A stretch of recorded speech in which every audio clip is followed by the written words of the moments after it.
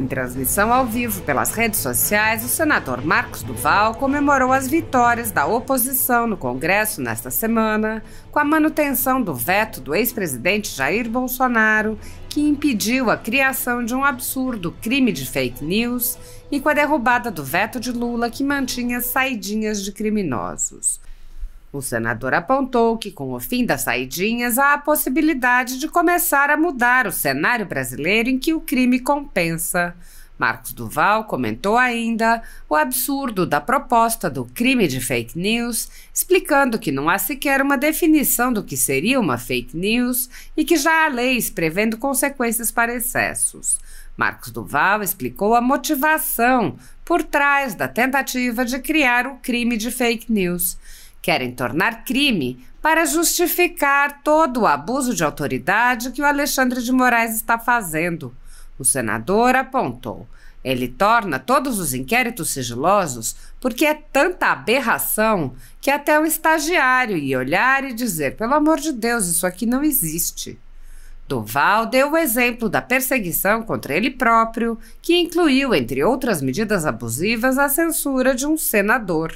Ele disse: tirou minhas redes sociais do ar, censura contra um senador da República. Isso é um crime gravíssimo, por isso que ele está começando a responder internacionalmente. Vai desde o fim do visto dele, passando pela apreensão de todos os bens que ele tem em nome dele pelo mundo, com possibilidade de prisão para cada ato contra os direitos humanos com os presos do dia 8 de janeiro. O senador explicou que há articulações para reagir aos abusos de autoridade. Ele disse: assim que mudar o presidente da Câmara dos Deputados, o Lira, nós vamos começar a articular para colocar ali um presidente que paute a anistia para os presos do dia 8. Então, aos poucos, vamos colocando o Brasil em ordem. Duval afirmou ainda que há tratativas para a propositura de uma CPI para investigar o uso político da Polícia Federal. O senador afirmou: Alexandre de Moraes ganhou essa força porque a Polícia Federal atendia suas demandas.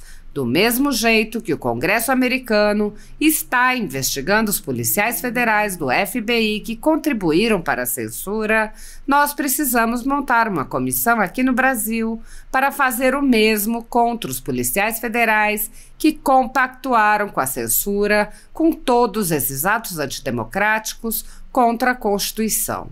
O senador disse: as decisões do Alexandre eram diretamente ligadas aos delegados que assinaram todos esses inquéritos irregulares.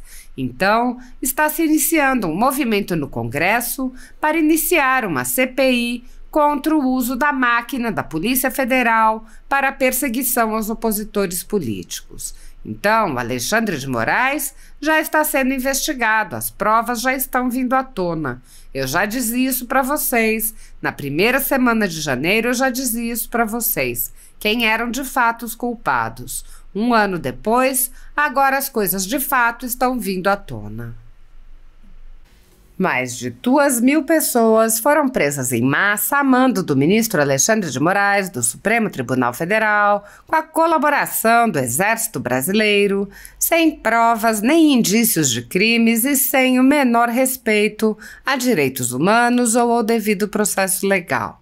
Centenas dessas pessoas passaram meses a fio presas e só foram libertadas com medidas cautelares excessivas e arbitrárias, muito piores do que as que são aplicadas a pessoas condenadas por crimes graves. Milhares de famílias continuam sofrendo com as restrições às suas liberdades e seus patrimônios. Tudo sob o olhar complacente do Senado Federal. Enquanto cidadãos comuns ficam sujeitos a medidas abusivas, autoridades do governo Lula envolvidas nos fatos do dia 8 de janeiro seguem livres, leves e soltas. O general G. Dias, por exemplo, era o ministro do Gabinete de Segurança Institucional, era responsável pela segurança do Palácio do Planalto e foi filmado no interior do palácio interagindo com os invasores. Até o momento, o general G. Dias não foi preso, não teve seu passaporte apreendido, nem suas contas bloqueadas, nem seus bens ou sua renda apreendidos. Essas medidas cautelares são reservadas a conservadores, que podem sofrer qualquer uma ou várias delas, sem qualquer indício de crime, sem direito à defesa, nem acesso ao devido processo legal.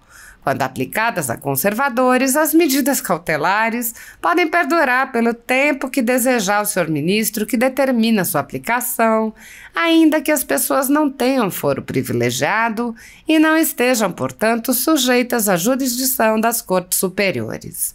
Apoiadores do ex-presidente Jair Bolsonaro e pessoas que apenas têm um discurso diferente do imposto pelo cartel midiático vêm sendo perseguidos, em especial pelo Judiciário. Além dos inquéritos conduzidos pelo ministro Alexandre de Moraes no Supremo Tribunal Federal, também o ex-corregedor do Tribunal Superior Eleitoral, Luiz Felipe Salomão, criou seu próprio inquérito administrativo e ordenou o confisco da renda de sites e canais conservadores, como a Folha Política. Toda a receita de mais de 31 meses do nosso trabalho está bloqueada por ordem do TSE, com aplauso dos ministros Luiz Roberto Barroso, Alexandre de Moraes e Edson Fachin. Sem a possibilidade de receber a renda de seu trabalho, o jornal corre o risco de fechar. Se você apoia o trabalho da Folha Política e pode ajudar, use o QR Code para doar qualquer quantia para a empresa Raposo Fernandes ou use o código ajude@folhapolitica.org. Caso prefira, há a opção de transferência bancária para a conta da empresa Raposo Fernandes, disponível na descrição deste vídeo e no comentário fixado no topo. Há mais de 10 anos, a Folha Política faz a cobertura da política brasileira, mostrando atos, pronunciamentos e eventos dos três poderes, quebrando a espiral do silêncio imposta pelo cartel de mídia que quer o monopólio da informação. Pix ajude@folhapolitica.org. Assista. Na votação de ontem nós conseguimos acabar com a saidinha dos presos em feriados. Isso tem um simbolismo muito maior do que a própria execução do ato. Bom, vamos evitar muitas mortes, porque os que saíram, né? Eles iam para querer tomar o seu território novamente. E aí gerava mortes e tudo mais. Agora não vai haver mais isso. E eles vão entender que cometer crime no Brasil começa a não valer a pena. É claro que a gente tem os corruptos sendo soltos e agora a gente começou a apertar mais a broca. A democracia, ela é excepcional. A desvantagem da democracia é a lentidão. Nós queríamos que as coisas acontecessem com mais rapidez, mas a democracia nos impede disso. E não vamos lutar contra a democracia. Bom, outra notícia sensacional que ia tornar o Brasil um país ditatorial foi: nós conseguimos derrubar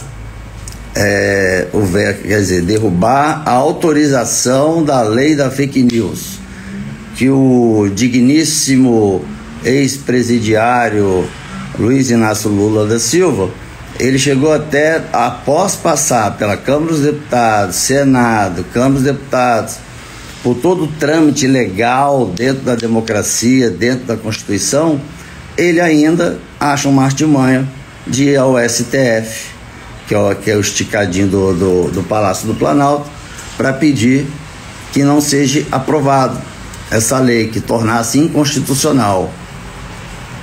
Perdeu. Ontem, os deputados e nós senadores conseguimos derrubar essa tentativa esdrúxula e inconstitucional do presidente Lula. Então, Porque assim, no mundo inteiro não tem lei contra fake news, porque não tem como se medir o que cometeu crime ou não. Já existe lei no Código Penal sobre contra a honra. Então, se alguém falou mal de você e é uma mentira, você entra na justiça. A coisa que nós precisamos fazer é investir em mais delegacias de crimes virtuais e mais varas na justiça de crimes virtuais, porque isso tem que ser rápido. Aí sim, eu concordo. Agora, tornar crime para justificar toda o abuso de autoridade que o Alexandre de Moraes está fazendo, e ele torna todos os processos, os inquéritos sigilosos, porque é tanta aberração, é tanta falta. Eu acho que qualquer estagiário, ao ler qualquer um dos inquéritos, iria dizer: pelo amor de Deus, isso aqui não existe. Um caso sou eu. Ele me colocou num inquérito de fake news, se nem é crime.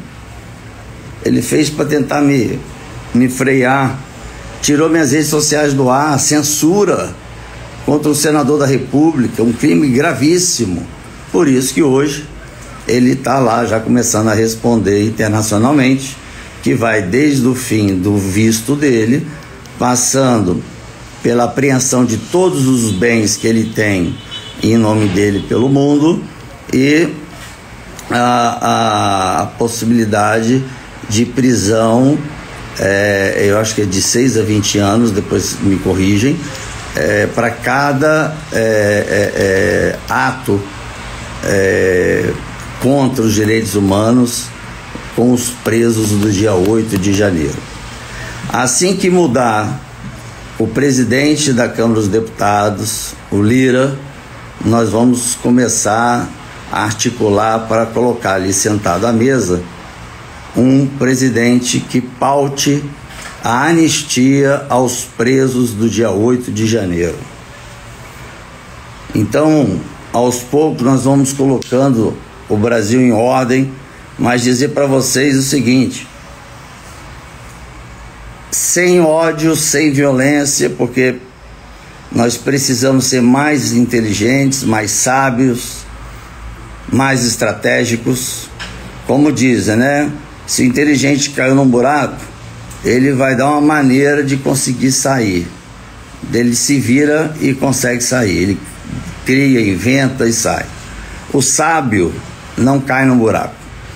Então essa aqui é a diferença, e a gente tem que entender isso. A direita começou a se unir, precisa se unir mais. Tem alguns, infelizmente, vamos botar assim, deixando a vaidade sobressair. Isso é um trabalho, deixar claro que é um trabalho de grupo, de equipe. Não tem ninguém que vai levantar a taça e vai dizer: eu fui o vencedor. Não. Se não fosse ontem deputados e senadores focados na mesma missão de derrubar esses vetos, se não fosse vocês nas redes sociais fazendo o barulho para que não permitisse a autorização da fake news, e se não fosse os jornalistas que hoje só tem de direita nas redes sociais, nós teríamos fracassado. Então foi um trabalho em conjunto. Por isso a vitória. Temos que estar juntos. Viu alguém? Eu tenho visto membros da direita, deputados federais da direita, batendo boca, ameaçando entrar em luta corporal com outro integrante da direita, só para poder lacrar nas redes sociais. Então nós temos que parar com essa história de querer lacrar nas redes sociais para ganhar likes e não se preocupar com os resultados que a gente quer para o Brasil, porque as duas coisas é impossível. É impossível. Bom, o uso eu falei para vocês que em junho ou julho, eu falava desde o ano passado, que o Brasil ia quebrar até junho ou julho desse ano. Eu não preciso dizer mais nada, vocês já estão acompanhando que o Brasil quebrou. O Brasil já está devendo alguns trilhões, estão deixando de investir no Brasil, ao ponto do próprio governo pedir aos parlamentares para não encaminharem suas emendas impositivas para seus estados, para melhoria de escolas, hospitais, mas para deixar com ele, deixar com o presidente, que quando der ele manda para o estado. Você acredita nisso? Tem o nariz vermelho aqui? É lógico que só a base do governo, aqueles que querem ter um extra a mais, que é aceitável. Ou seja, estamos no meio do mandato, ele já faliu, quebrou o Brasil. E no outro governo ficamos dos 4 anos, 2 trancados em casa, sem gerar impostos, sem gerar venda, sem gerar absolutamente nada, e com uma despesa muito grande de vacinas, etc. E mesmo assim, ao sair do governo, tinha em caixa 50 bilhões de reais. Em apenas 2 anos e ainda passando por pandemia. Saudade do Paulo Guedes, saudade do Paulo Guedes. Bom, o uso político da Polícia Federal está descarado, tem se debatido muito isso, mas nós precisamos agora de vocês, porque Alexandre de Moraes ganhou essa força porque a Polícia Federal atendia suas demandas.